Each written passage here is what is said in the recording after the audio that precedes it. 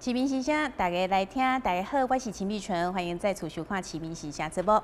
现主时呢，大家上界关心的哦，就是这武汉肺炎疫情哦，相关的议题大家拢非常的关热哦。那么尤其呢，2月25号呢，学生啊又个开学了吼，都去上学了，那大家就更加的担心说，这个疫情会不会扩散呢？那么到底呢，要怎么样来防范呢？除了说我们勤洗手、戴口罩，然后做好这个环境的消毒清洁以外呢，我想要提升自身的防护力跟免疫力也是相当的重要哦。所以今天呢，我们就特别邀请到了非常注重养生保健的这个科技集团的代表，还有专家呢，到我们节目当中，要跟大家来聊一聊，到底怎么样提升我们自己的免疫力，还有防护力，让我们自己可以平安哦、健康的度过这一波的武汉肺炎的疫情。好，节目一开始呢，我们就来介绍今天到节目当中的贵宾。首先，我们要欢迎的是宏威科技集团的总经理谢宗宪谢总，欢迎您。碧珠姐你好，还有市民新生的观众们，大家好。好，非常欢迎哦。好，那接下来为大家介绍的是宏威科技集团的研发管理中心的副总经理，他同时呢也是宏威的专业讲师。我们欢迎戴子清博士。你们好，还有很高兴来参加市民新生这个节目。再一次这边跟各位问好，谢谢。好，接下来为大家介绍的这位呢，他是宏威科技集团客服部的经理，他同时也是非常专业的营养师，也是专业的讲师。让我们来欢迎洪秋雅营养师。各位市民新生的观众朋友，大家好。好，非常欢迎3位哦。好，那我们讲到这个武汉肺炎哦，这样子不晓得说，我们在场3位的贵宾哦，其实对这个养生保健都非常的专业啦哈。但是面对这样的疫情，大家都人心惶惶哦，闻之色变，大家都很担心呢。所以是不是先谈一谈你们对这个武汉疫情哦，这样子的看法有什么吗？针对这次武汉肺炎的整个状况，其实一开始看电视新闻报道，感觉上没有很严重，可是慢慢的就变成是突然就觉得怎么一个城封掉了，对，然后接下来呢变一个省封掉了，然后呢一个省封掉就算，还不是只有一个省，是好几个省把它封掉，对，然后觉得怎么这个疫情会让整个中国大陆可以把这么多的省给封掉，然后好家在是在我们的卫生署，我们的陈时中部长非常的谨慎对于这次的疫情，对，所以我们台湾呢是非常幸福的。那在这次的疫情当中，我们是离中国大陆是最近的，对，但是呢，我们呢，整个状况呢不是算最严重的。今天呢也最严重了，很纳闷，最严重的怎么非常遥远的意大利也封城了？对，这就是那个就发现这个病毒好像它的散播能力怎么那么强？对，那好，那个好在我们有陈时中部长就是来这里，来在这里帮我们做把关，所以我们的状况没有非常的严重。但是不管是遇到武汉肺炎也好，或者是现在正在流行的，每年都在流行的流行性感冒，对，也都是一样的。最重要是在我们的自己本身的提升自己的那个保护力，还有提升增强自己的免疫力，这是最重要的。那所以平常的时候，我们就要常常注重所谓的养生保健这一块。那你平常注重养生保健这一块的话，你在面对流感或者是现在比较严重的武汉疫情的话，其实你自己就会觉得在那个心里就会，其实一开始心里就会比较踏实，比较不会那么惧怕。那再来就是我们也会去注重这些，就是我们的平常的这些保养的一个方面，保养方面。那也因为这次的疫情发生，所以呢，我们在面对这个疫情的时候，我们就开始要面对这个疫情也要注重于我们的勤洗手这一块。对，所以呢，我们用冰柜，我们就孙子就有讲嘛，冰柜神速嘛。有到冰柜神速，所以我们很快的用高铁般的速度，把2支产品给研发设计出来。哇！对，那一支是我们那个精油的部分，那一支是我们的不含酒精的节气凝胶，就是类似干洗手的部分。所以这是我们这次是非常快速的把这2个产品给诞生出来。那平常我们也有一些在做养生保健的一些营养食品，也都有在配合当中。所以最重要还是我们的自己本身养生很重要。对，就像总经理所讲的，其实我们台湾的防疫工作算做得相当好，跟世界各国比起来，然后我们的医疗水准也是相当的高啦哈。但是民众呢，还是说要非常的注意勤洗手、戴口罩，还有一些防护的动作要做好哈。然后当然啦，就像总经理讲的，如果我免疫力比较好，那如果说有遇到这个病毒的时候，为什么有的人他会发病？然后有的人就很严重，有的人就比较轻微，所以这跟自身的防护力是有相当大的关系的哇，那这个科技集团也不简单呐哈！面对这一波的疫情，就马上研发出很棒的产品然后就是说可以帮助大家，因为现在大家去买这个什么干洗手啦、用酒精什么，大家抢翻天。所以有这样的产品上市的话，其实大家对帮忙这个对抗这个疫情。好，那我们也来访问一下博士你来看这个我们这次的这个武汉肺炎你有什么感想？首先我真的是觉得生在台湾是一种福气。我有爱运动的习惯，我几乎每天走路1万步，有时候12000步、13000步。我走在路上，我有一个最大的感触，那个健身房一直的盖，一直的盖。所以台湾事实上对于健身的观念，提升免疫力的观念非常的好。就是因为台湾很注重养生，提升免疫力。所以健身房到处林立，表示我们的养生观念好，所以发生了这次武汉的病毒，我们受伤最少。所以平常的努力就是我们以后的一个保障，是这样子。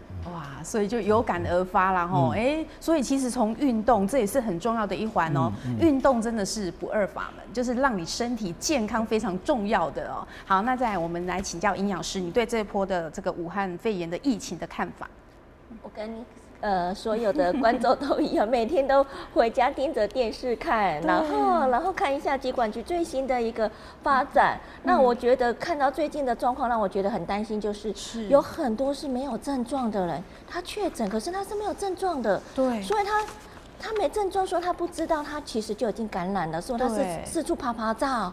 今天又有小学生了，然后去补习班补习了，那他的同学是不是很担心？所以其实我觉得说，你根本不知道什么时候病毒就在你身边，那这种是没有办法预想得到的。所以我们其实平常就应该要把自己的免疫力给顾好，对，那这样随时有任何病毒来的时候，其实我们就已经在第一关了，自己把自身顾好的时候，其实就比较不怕外面的这些病毒来侵袭我们，这样子造成我们身体的一些状况。对，所以我觉得，这真的让我觉得顾好自己是第一步。对，尤其您本身是营养师，你对这个最了解嘛。如果说我们自己就是有摄取充分的营养，然后就是各方面的保健都做得很好，其实真的是不是真的免疫力真的会提高？是的，因为其实我们的免疫细胞最重要还是需要营养对，所以各种的营养素，然后你的吃进去这些很好的成分，可以提升我们的免疫力。那重点是这些好的免疫成分呢，还需要被肠胃道给吸收，所以顾好我们的肠道其实是很重要的。因为尤其我们身体有70% 的那个免疫系统都是在肠道，所以肠道是顾好是最重要的一大步骤。对，最重要的一个关键。对，那这些东西成分吸收之后呢，如果让我们的血液循环系统是很健康、是很好的，那我们借由血液循环呢，把我们这些好的成分带给我们身体每一个细胞营养，那我们的细胞就会很健康，我们的身体的抵抗力就会很好。其实我们就比较不怕这个外面的这些流感啊，还是武汉肺炎的这些病毒这样子。对啊，所以其实除了这个武汉肺炎以外其实这个流感在台湾其实说上周就是在上周就每一周都有10几个是死于这个流感，所以平常其实我们就要很注意保养。只是说因为这次的武汉肺炎因为大家对这个新的病毒不了解，那不了解就会害怕嘛，那会觉得它很严重。那其实流感也是相当严重啊，如果你要比这个死亡率或者是说传染什么的，流感也是很严重。所以平常就要做好这个保养的工作，让我们自己提升免疫力就很重要。好，那我们知道在这一波的疫情当中，这个宏威科技集团有特别开发了一个就是对抗武汉肺炎的专区，对不对？那你当初为什么想要设立这样的一个专区，提供这样的产品给民众呢？其实因为这次的疫情，所以呢，我们就提供一个可以内用，也可以内服跟外用的一个产品。对。那内服的产品呢，我们就当然是提升自己的免疫力跟自己的增加自己的营养。对。所以我们有牛樟芝咖啡，那还有我们那个益生菌。最重要是益生菌。那还有一个就是心火宝，心火宝就是对于我们的心脏的部分。因为其实这次其实大家还除了流感还有武汉肺炎之外，其实还有一个很重要的东西，就是现在天气也会比较冷。那我们人只要能够活得久，最重要的一点就是心脏不要停嘛。对，所以心脏停了就没办法，就拜拜啦。所以心脏的功能也是很重要的。对。那再来就是我们摄取维他命 C。这个也是非常重要，所以我们有摄取维他命 C 的产品。那再来，所以这是一个内服的部分，还有一个东西是我们额外再添加的东西，就是钙的东西。因为增加自己，因为为什么要增加钙？因为当你提升自己的这些内用的时候呢，其实最重要还是你要常去运动走路。对。所以有些人他没办法运动走路，就是他有时候缺钙。所以钙质摄取也很重要。对。所以这是在内用的部分。那外用的内服的部分，那外用的部分就是我提到就是勤洗手，我们的一个用罗纹沙叶精油跟我们的茶树精油，然后我们做的里面还有用氨基酸跟次氨酸做结合的那个洁净凝胶，就是干洗手的部分，不含酒精的部分。因为你用酒精去常喷酒精，其实你常喷，你一天大概喷如果5到6次酒精的喷在你手上，你手会干会裂，对，然后手会变丑。那我们这个是不含酒精的，然后能够又可以多一层保护力，防护力的部分。那还有一个叫罗纹沙叶精油，这精油呢，就是它可以用什么方式？第一个它可以用嗅吸法，就是你可以把它打开，然后去闻。把它打开去闻，像这个，你把它打开，然后打开之后呢，你可以去闻。闻的时候呢，这个罗纹沙叶的精油，它主要就是以抗菌为主。然后闻的时候呢，通过你的鼻腔，然后再到你的呼吸道，其实它整个都是在做一些对抗坏菌的部分。这是嗅吸法。第二种就是什么？第二种就是我们可以把它点在我们的像水氧机里面，对，然后整个空气里面它都有这个精油的做抗菌的。那还有一个就是你可以把它像我们平常如果你喜欢泡澡的话。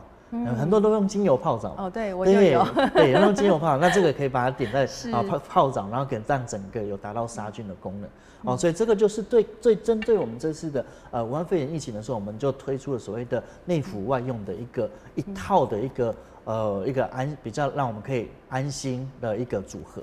组合的部分。对，所以就是在这个宏威科技集团呢，针对武汉肺炎呢要来防疫呢，他们有开设的一个专区，那里面的产品就有这些。那我觉得里面包括说这个精油啊，还有这个洁净手的凝胶，像刚才总经理有讲到说，如果你常常喷这个酒精。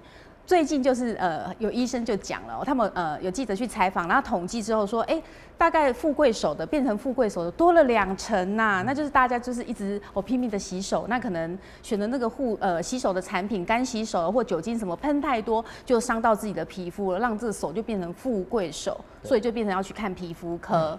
所以你们的产品里面不含酒精，然后还有保护手的成分呐，所以其实也是对一些就是说想要保护皮肤。然后又想要抗菌的人是蛮好的。那里面的话，我知道说，你们的精油里面有一个叫做罗纹沙叶，那都有，还有包括洁净凝胶里面都有。那像这种做成精油的话，像我会用精油泡澡什么，但是我是觉得说，它很舒服，很放松。但是我其实不是很了解说，精油它到底。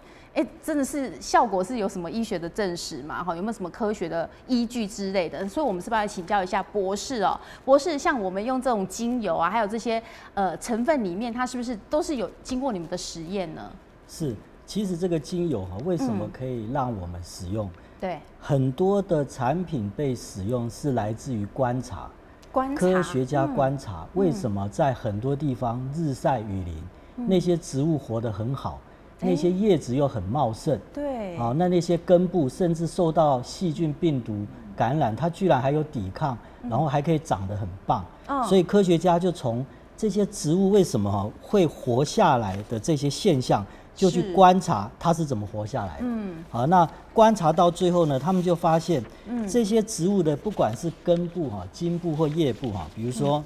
我们做个比喻是这个一开始就是先观察一下，你看我们观察一下这个植物是怎么活下来的，怎么活的？那怎么活下来？那就科学家就找出了一个定律，就发现，比如说遇到了环境不好跟环境好的时候，它怎么做？来给各位看一下好，我们就会看到这些植物呢，遇到环境好跟环境不好的时候，它会在身体里面，在这个植物里面产生了一些特殊的化学物。好，那这个特殊的化学物呢，刚好呢，在我们现在来看，就如同是精油。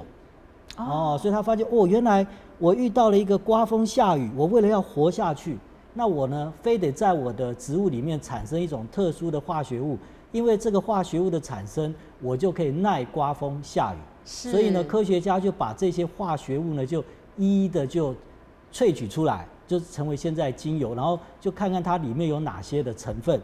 那这些成分原来是因为这些成分，所以这个植物可以活得很好。那我们人类呢，也是在这种刮风下雨的环境中成长，所以呢，我们觉得植物都可以拿来活得好。那让我们人类使用的话，我们会不会也有同样的效果？那在很多的期刊都已经证明，精油这些东西作用在人类身上有同样的效果。所以陆续各种精油就不断的问世，那我们也很高兴，在这个防这个武汉病毒或是流感的过程，我们希望提升人的免疫力。那刚好呢，有一些精油的一些成分，它就符合这些条件，所以呢，就拿来运用成我们现在所谓的精油。所以其实这个精油，它就是让我们能够抗菌抗病毒，然后可以提升我们免疫力，而且还可以让我们很放松，对不对？那这样子的话，其实我觉得，其实身体顾以外，这个心灵的放松也很重要，因为如果现在是压力太大，其实也会生病，对不对？好，所以像这样子，类似这样子精油跟洗手的产品，我们营养师你是不是就是说民众他来使用的话，其实挑选好的产品也相当的重要，对不对？是的。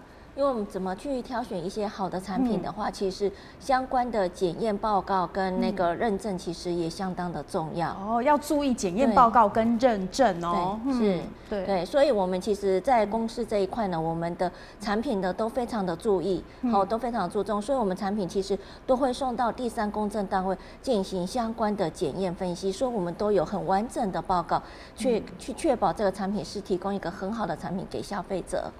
对，其实这个非常的重要，因为很多产品就是说，如果你觉得说，它很便宜啊，就去买，然后就是其实效果不好，你也不晓得它里面的成分是怎么样，所以呢，有经过认证然后有这个产品有经过检验，那我们消费者用起来也比较的安心好，那刚才总经理有讲到说，我们这个在对抗武汉肺炎的专区里面，其实呢，除了就是说，我们在这个洁净手的部分有这个产品，然后还有我们的精油也可以帮助我们另外我们在这个就是体内的内用的方面，就是有益生菌。其实益生菌很早之前大家就有听过说，益生菌多吃就是对身体很好。其实大家都知道说吃益生菌很好，但是为什么很好？我想今天营养师在这里跟大家来好好的说明一下。OK。因为其实益生菌对身体很好，最主要就是说，因为我们肠道里面呢，里面有好几兆的益生菌微生物在我们肠道中，那它在肠道中呢，如果我们肠道里面的好菌很多呢，那它就可以制造一些很好的一些对抗免疫的一些物质，那可以对抗外面的一些细菌啊，或者一些细菌病毒的感染。对。那如果呢，你肠道没顾好呢，你肠道里面是坏菌很多的话，其实你的功能你的免疫功能就会比较差。那其实，在很多的医学文献上面呢，其实都有去提到，就是说，其实我们像最近大家都很担心的一些流感的部分嘛，所以在我们大家预防流感的时候，我们是不是都会去打流感的疫苗？那其实就很多人就会发现说，打了流感的疫苗，其实免疫力好像还是容易得到，还是会中嘛。对，那这样为什么？那如何利用把微生物呢？这种尤其益生菌呢，可以去提高我们身体的免疫力，然后尽量可以抵抗流感的部分、流感病毒的部分。所以其实，在医学期刊上，其实都发表了非常多的一个研究的报告，其实都非常非常的多。那另外一个呢，其实我们在另外还值得要讲的一个部分，就是说，其实年纪大了，老人家那身体慢慢会退化。那同样的，他老人家打了流感的疫苗呢，其实他的防护力比年轻人是差一点的。对，所以呢，科学家他们也在研究发现说，今天如果是老人家免疫力比较差的，那他们呢可以利用益生菌来补足这种因为身体机能老化，然后让你免疫力降低的一个部分。所以这个是在目前来讲，就是在医学上看到很多，就是在可以很简单利用一个益生菌，然后可以达到那个提升免疫力的功能。对，所以益生菌很好以外，那我们知道说，比如说像是这个维他命 C 之类的，是不是也应该平常就要来做补充呢？维他命 C。对，是的，因为这一次来讲的话，就是平常我们大家都有一个观念，就是如果你开始有一点感冒、喉咙不舒服了，或者是有一点发烧的时候，是不是都会希望说多喝热开水，然后呢多吃一点维他命 C， 多休息，那你那个感冒就会比较快好。那这个为什么会这样？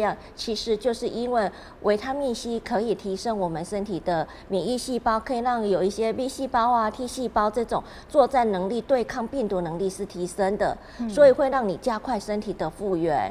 所以那在这一次的武汉的疫情来讲的时候呢，其实在国际医学期刊上面的一些专家们也建议说，大家可以利用维他命 C 来补充，然后提升自身的免疫，来对抗一些武汉肺炎的部分。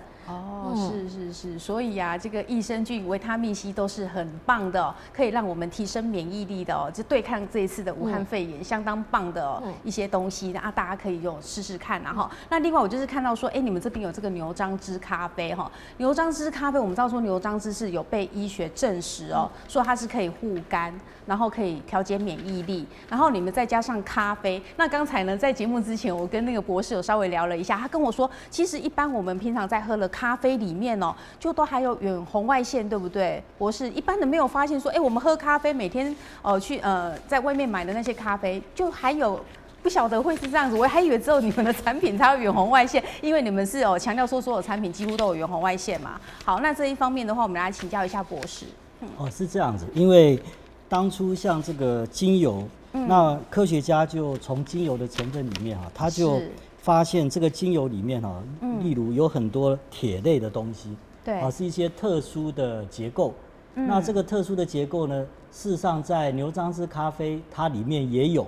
所以我们经常会开个玩笑说，哎呀，你喝牛樟芝咖啡，你就等于在喝精油。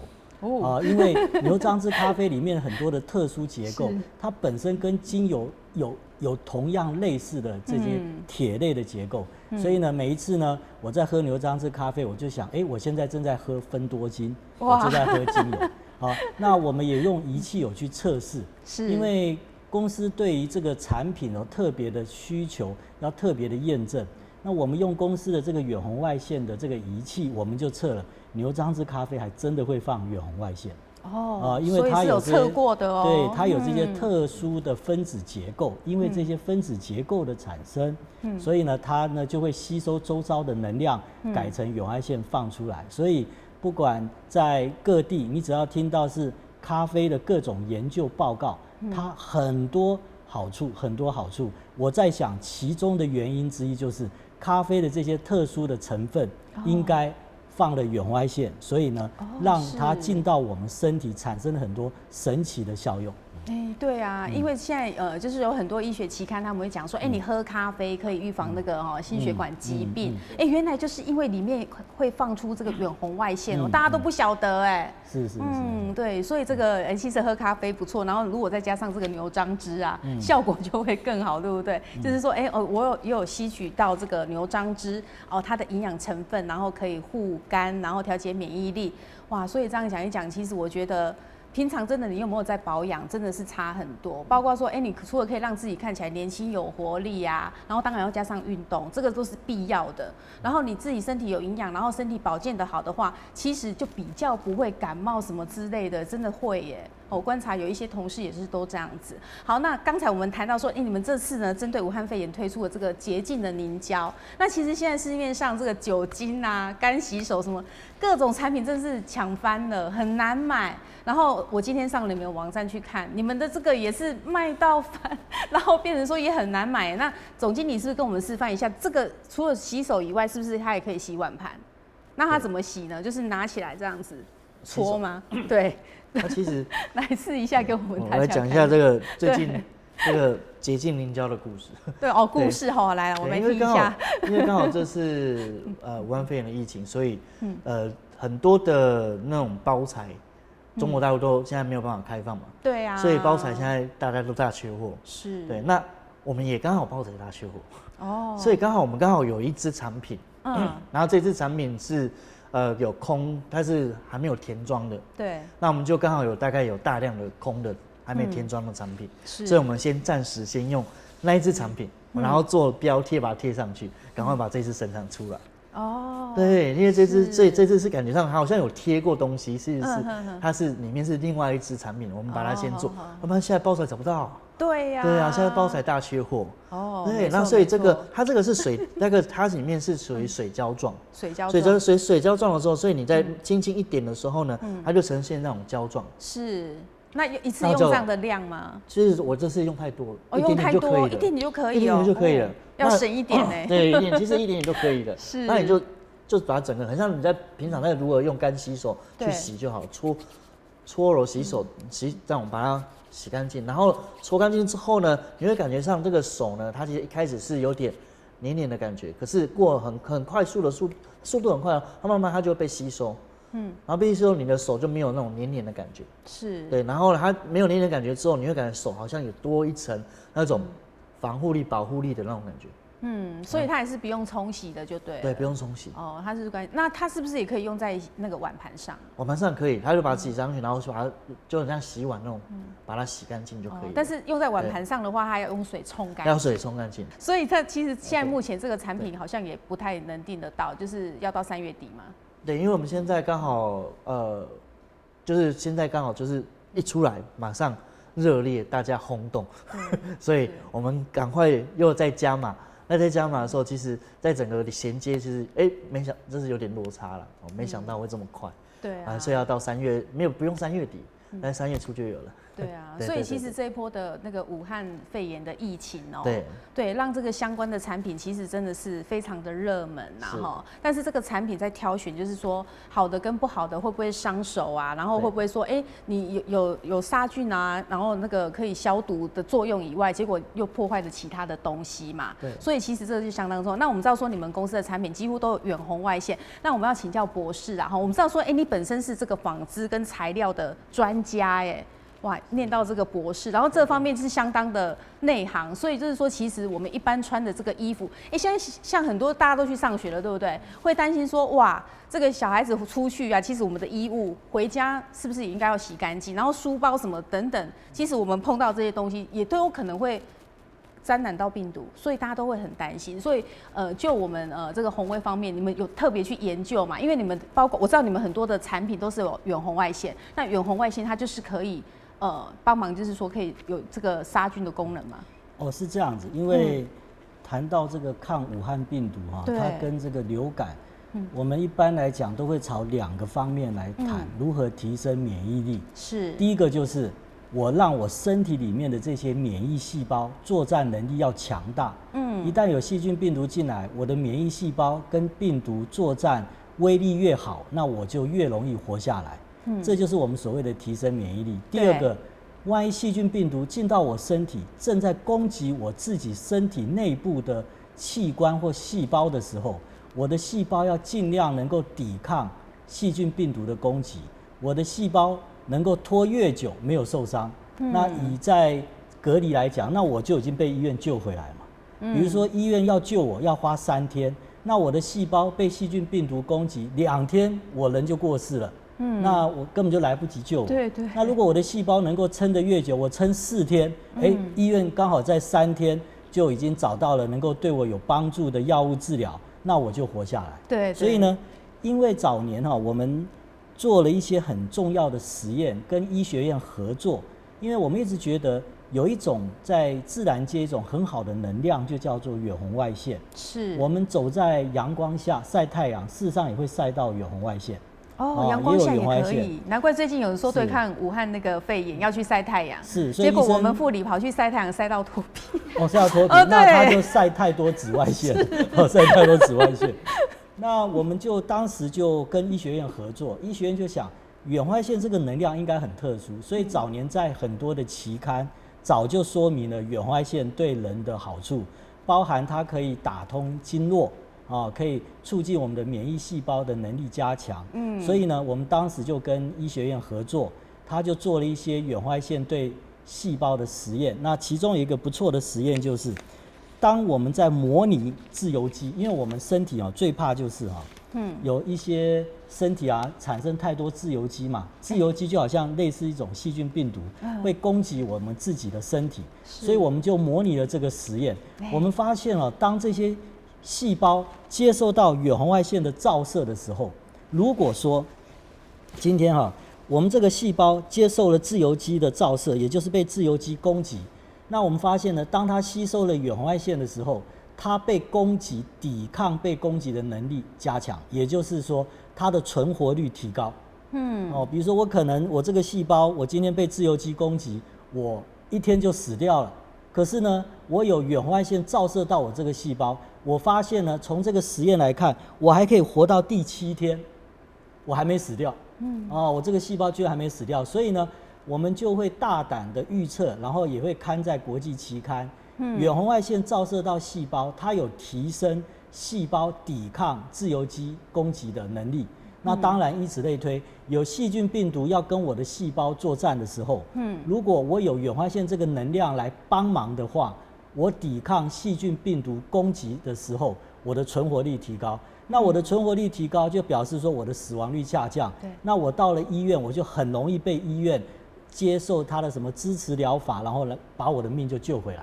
所以远红外线有这个好处。那第二个呢，我们常讲的就是提高免疫力嘛。那提高免疫力第二个方式就是我身体里面的作战的免疫细胞作战能力也要强，也就是我遇到细菌病毒，我呢不要让你攻击我细胞，我身体里面的免疫细胞，像白血球巨噬细胞、杀手 T 细胞，我跟细菌病毒作战的能力也要强。所以远红外线刚好在这个地方也扮演了不错的角色。所以呢，当时跟医学大学合作的过程，也做了一个很不错的实验，这个实验也有发表在国际期刊。我们发现这个当我们身体里面的这些免疫细胞有吸收到远红外线的时候，它产生一个很好的化学物质，叫做一氧化氮。在医学里面发现，免疫细胞一氧化氮产生的越多的话，我们往往看到这个免疫细胞它的活跃度越高，作战能力越强。所以呢，远红外线一旦作用在我们身体的免疫细胞，我们身体免疫细胞打仗的能力就提升。所以朝向这2方面来说，它都可以提升我们身体的免疫能力。因此呢，有了这些很重要的实验，我们就把这些产品就运用在衣服上。比如说，我们在大自然找到了很多会放远红外线的一些矿物质，我们把它磨细。磨细之后呢，我们要跟纺纱厂合作，我们就请纺纱厂帮我们纺出这个纱线，而这个纱线里面有远红外线的颗粒。那这个纱线呢，我们就送到了织布厂，帮我们做成我们要的各种的纺织类的衣服布料。那我们穿在身上的时候，它会放远红外线到我们的身体。那刚好我们又在健身房，或者是我又在走路运动。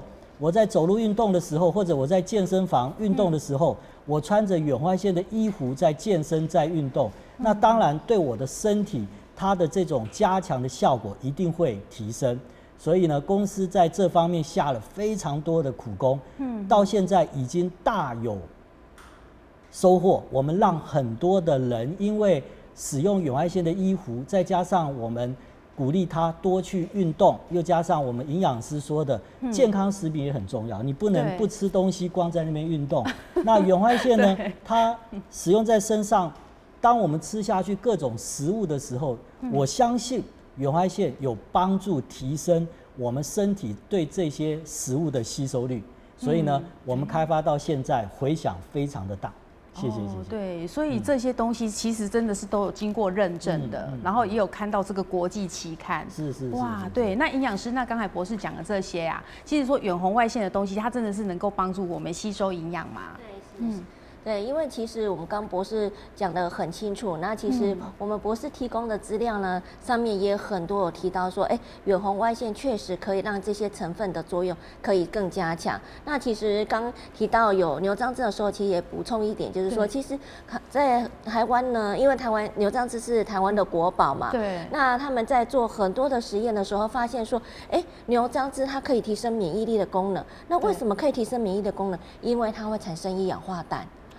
所以就会连接到我们刚刚博士讲到的，一氧化氮怎么样对于免疫提升是相关的，所以其实这整个都是一串的，都是串联的。所以其实在这一块来讲，牛樟芝的效果是相当好，是这样。那其实，在国际期刊上还有去提到是说，他们在国外呢，他们真的把一些有活性的这种多糖体呢，拿去做那种动物实验，做流感的实验。是，对，所以其实动物如果事先吃了一些这种有活力的、有活性的这种多糖体，它其实免疫力事先提高起来之后呢，当它感染到病毒的时候，其实它抵抗力很强，它就不容易死掉。没有吃的那个老鼠呢，那一组全部死光光了。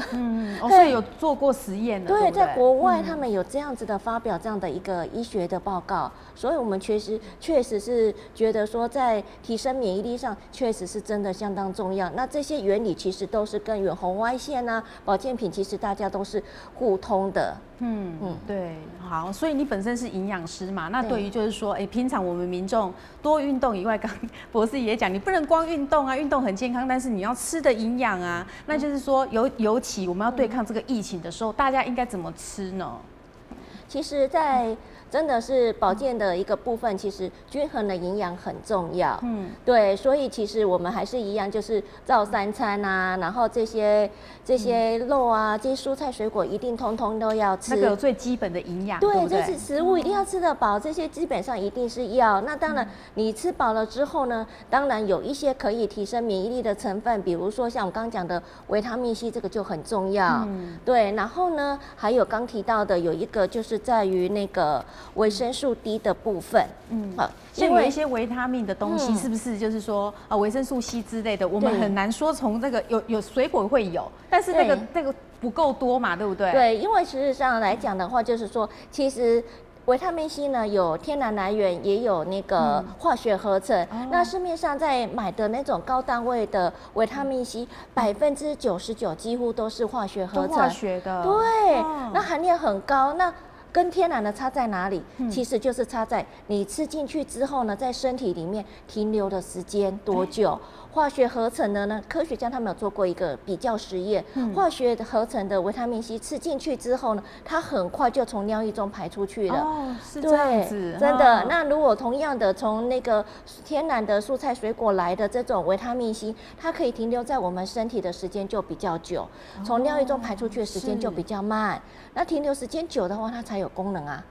对，如果它都从尿液中排光了，其实就没什么效果了。对，所以我们会建议说多吃一些天然的维他命 C。那另外一个维他命 D 呢，也是相当的重要。那之前我们讲了，就是说维他命 D 大部分都是可以从晒太阳可以晒来，但是呢，晒到晒伤了，或者是我们担心晒黑，尤其女生，然后都会不太敢晒太阳，防晒隔离了，那就把这个 UV 紫外光就隔离掉了。所以其实现在呢，即使你走在太阳底下，也不一定可以从晒太阳得到足够的维他命 D。是。对，那维他命 D 为什么对身体很重要呢？其实可以跟大家来报告一下，尤其在免疫力的部分哈。对。那在这些部分呢，就是都是我们身体的各式各样的一个免疫细胞，种类非常非常的多。那在这些免疫细胞上面呢，它都有受体，它都有维他命 D 的一个受体。所以呢，这怎么讲呢？简单讲就是说，我们把这些免疫细胞呢，我们就做一个比喻，就是上面都有一个锁，一把锁。那你要开启那个锁，让这一个免疫细胞去打仗的时候，那开启这一把锁的钥匙是什么？就是维生素 D。对，所以呢，我们利用维生素 D 呢来补充它，然后把免疫细胞上面的锁打开来，那这些免疫细胞可以作战，可以去打仗，那我们身体的免疫力可以提升。那所以呢，我们其实可以借由一些饮食或者一些保健品来补充我们身体需要的维他命 D。所以维他命 D 哇，真的也很重要哎。像有时候说那个钙的吸收，是不是也需要有维他命 D？ 是哇，所以就像我们营养师讲的，这维他命 D 它扮演就是那个奢息那个钥匙的那个角色哎，没有开起来那个进不去嘛，效果没有这么好。哇，所以这个是真的蛮重要的。哇，所以总经理，那你们其实我觉得发现说，你们科技集团里面这个研发的这些产品里面几乎都有这个远红外线，对不对？所以你们很早之前就知道说，这个远红外线其实是对我们人体相当有帮助，对不对？对，其实远红外线它是跟人是相辅相成的。对，因为远红外线它也是一种频率，那人也是一种有频率的动物，那只要远红外线跟人的频率相接近，那人就会有产生共振。是。那共振之后呢，它就会加速你的血液循环，促进你的新陈代谢。它其实，在大自然也有远红外线。那其实远红外线就是红色的外面，那有近红外线、中红外线跟远红外线。那远红外线它是主要跟人有反应，就4到14微米这个波长这个频率。跟人有反应是，那所以呢，一开始我们是用在产品外用的产品里面，我们就采取一些有远红外线的矿石，来做成我们的产品。那接下来进而就是我们的健康食品。那这样呢就从我们在戴博士里面提到的，对，健康食品有一些的成分，它是跟我们的远红外线的它的所有化学成分是有雷同、有相近的，所以像我们咖啡，它就有远红外线能量在这里面。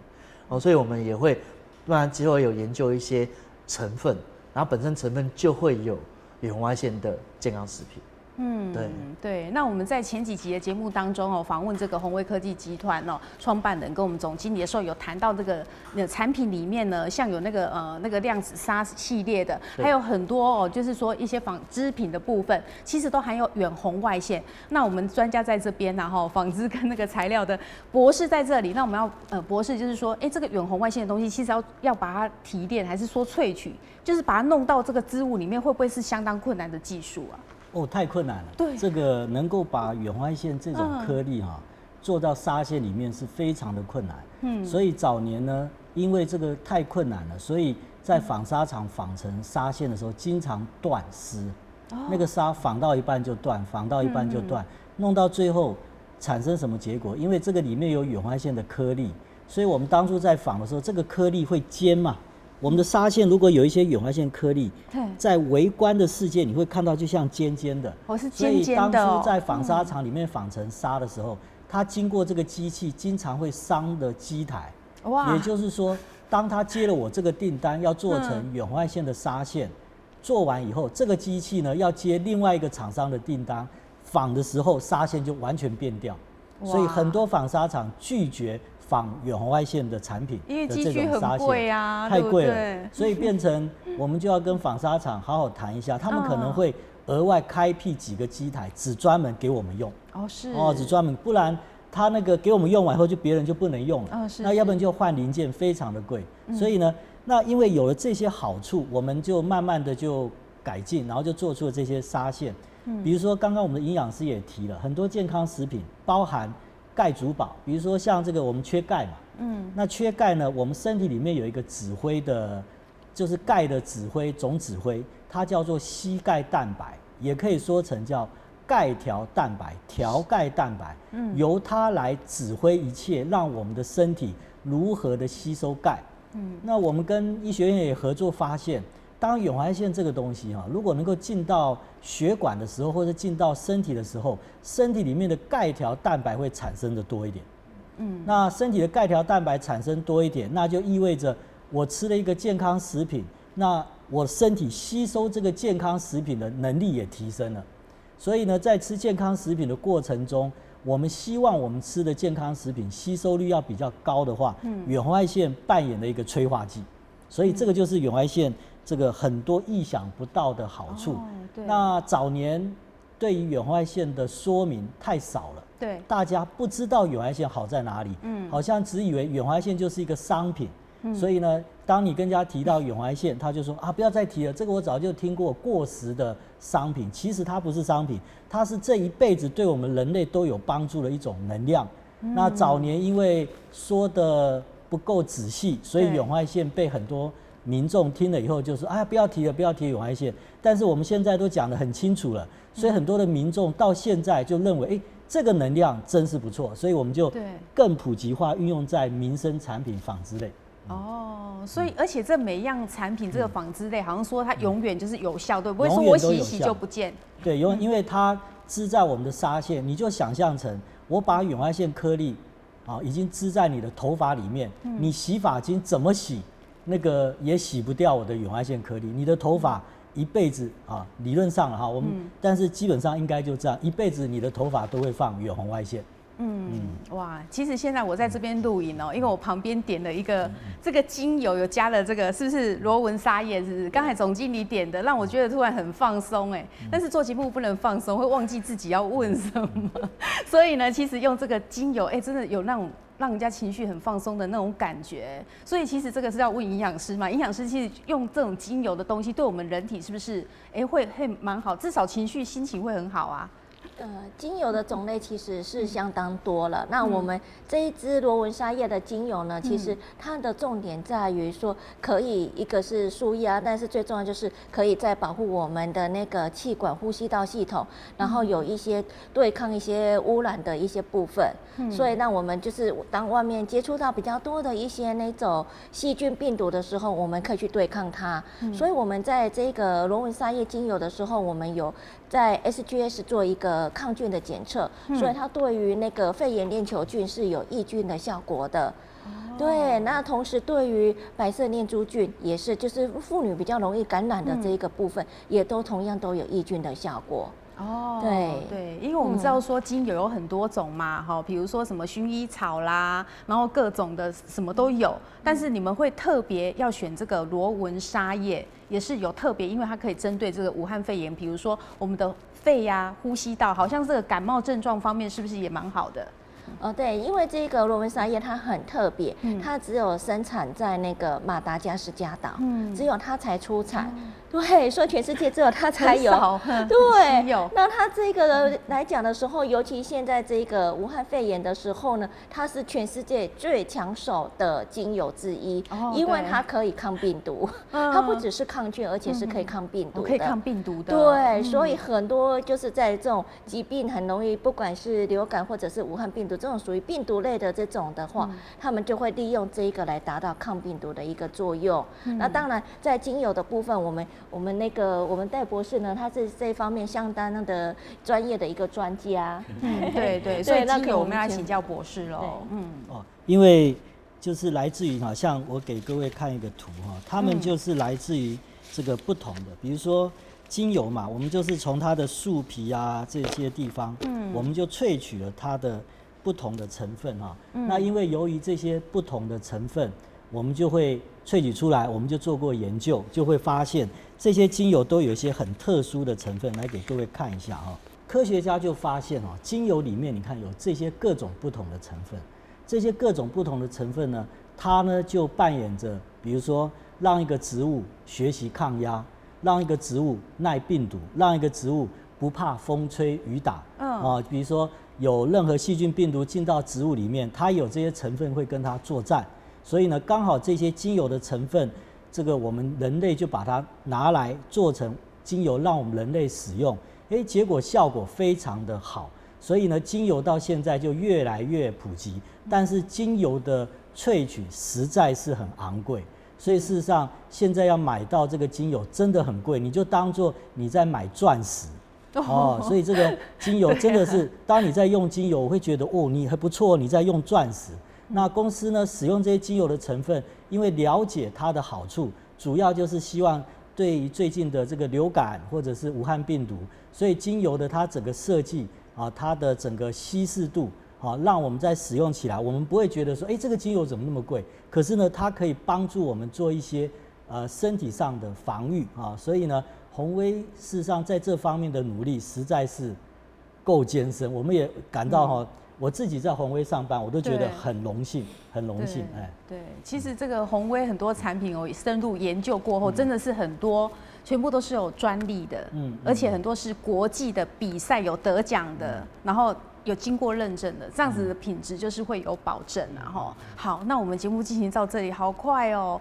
我们最后呢，要请在场3位来宾呢，针对这一波，我们到底怎么样提升自己的防护力哦，增加自己的免疫力，来对抗武汉肺炎？最后帮我们做个结论。来，我们先请营养师。OK， 好。希望呢，因为这一阵子的真的是病毒非常的严重，希望呢大家能够透过均衡的饮食，补充一些好的营养素，那加上多运动、多晒太阳，能够提升自己的免疫力，能够让自己就是一个最好的一个抵抗的一个第一道的防线。对，没错，因为我们什么时候可能会有接触到也不知道，但是呢，你如果自己防御力比较好，可能别人会得，那我自己就不会啊。好，来，接下来请博士。这个提升免疫力很重要，所以我们还是不可以忘掉，一定要运动。那我们运动呢，吃了很好的健康食品，我们也希望借由运动，这些健康食品能够被吸收。个人认为，因为大自然给我们一个很美丽的能量，就叫做远红外线。如果大家在运动的过程，可以把远红外线带在身上，一边运动一边享受远红外线进到身体它的一些益处啊，那包含吃进来的健康食品，它的吸收率一定也会提升。那这样子呢，免疫力提升之后，我相信对于任何这个平常的防护啊，对我们会有大大的帮助。谢谢博士。好，最后请总经理。其实针对这次武汉肺炎病毒其实在电视报道他们有提到说，其实这个病毒未来会成为流感化。对，流感化的代表意思就是说它不会不见。它不会消失，像之前的流感，对，它就变成流感，所以它会不定时会出现。所以的不定时会出现，就是最重要还是提升自己的保护力跟免疫力，这是很重要的。那也不是，也除此这之外，其实就是回归到就是要养生，要保健。那我们常常讲说，你有在做养生，那你就会变成老样子。那如果没养生，你就变成样子老。对耶，很有道理哦。其实你有在做养生的这个动作的时候呢，老样子，20岁、40岁都一样。对，当你老样子的时候，你去参加多年的所谓的同学会的时候呢，那个差别是最大的。哇，你还是老样子对，你是老样子，不是看起来就是变质样子啦。好，所以呢，我们的营养师提到，就是我们提升自己的营养力跟然后营养力的部分要吃这些健康食品。然后博士有讲到就是要走路，所以我们做这个养生不外乎就是内服跟外用。对，那内服就是摄取适当的营养，那也不要做挑食，也不要挑食说这个不吃那个不吃。那也最重要还是要做运动。那运动非常的重要，就是我们要去常常去活动，不是只有关在家里面。所以我们在针对这个状况的时候，还有会成为流感化的时候，我们要常常去注意所谓的勤洗手这一部分。对。所以我们的洁净凝胶这个，我们未来也会推广，就是要做勤洗手的动作。那其实还有一个部分，就是我们这次经过这次的武汉肺炎病毒的这个事件之后，你会发现现在的人慢慢的会在公众场合会戴口罩。对，会戴口罩。那为什么这次我们拿口罩来？因为我们口罩目前缺货。我们自己也有做口罩，是，但是口罩现在没货，也是跟外面也是缺货，对，也是货没到，所以也是戴口罩就是要保护自己也保护，那我们自己如果不舒服也是要保护，不要去影响别人的部分，所以我们针对这次的状况，这个疫情就是还是回归到一句话，就是要养生。对，这很重要。哇，谢谢。所以今天我们这个节目针对怎么样呢来抵抗这个武汉肺炎大家要知道就是戴口罩，适当的场合戴口罩不是说什么地方都戴，这样口罩也是抢翻，也不够用。好，那我们留给最需要的人先用，然后我们适当的时机戴口罩。再来就是勤洗手，多运动，饮食要均衡。然后呢，要选择适合自己的一些辅助的保养的食品，因为你自己有在保养身体，让自己的抵抗力啊、防御力、防护力都提升的话，那当然就比较不会生病，而且自己看起来会比较年轻有活力。好，我们再一次呢感谢3位贵宾到节目当中，谢谢你们跟我们做的分享。好，那么感谢观众朋友收看《启明时下节目》，大家各一段了，咱再会。